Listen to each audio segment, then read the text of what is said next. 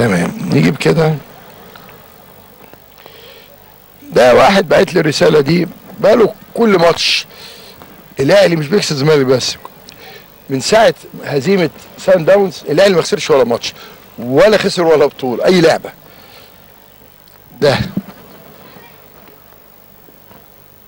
ده مش محتاج نقول عليه ساحر، مش محتاج، اهو واضح. طيب مكتوب ايه بقى؟ اولا صورة الساحر رجب محمد شيب رجب بحة. هذا الساحر هو اللي يعني مدمر الزمالك واصابات لاعبين وتطفيشهم. خلاص. منين بقى؟ اهو الفيوم مينا مينا ايه؟ الحيط. بلد الواد سيد. طيب ممكن حد يا جماعه في الفيوم يقول لي مفيش بلد بالاسم ده ومفيش واحد بالاسم ده؟ اهو قدام الدنيا كلها. لا نكسب الاهلي امبارح.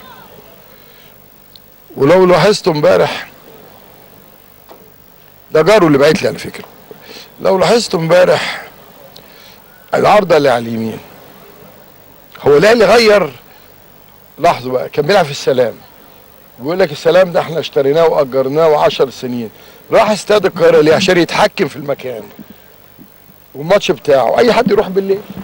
العارضه اهي اليمين، الاهلي شاط على العارضه دي، الكوره جت فيه في العارضه، مظبوط كده؟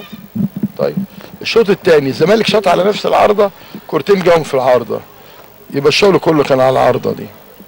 هتقول مش عايزين نتحجج. انا يا جماعه ده جالي رساله اهي.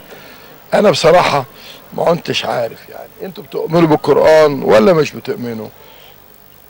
قل اعوذ برب الفلق من شر ما خلق من شر غاسق اذا وقب من شر النفاثات في العقد. النفاثات والعقد دي ايه؟ اللي هي السحر، مش كده؟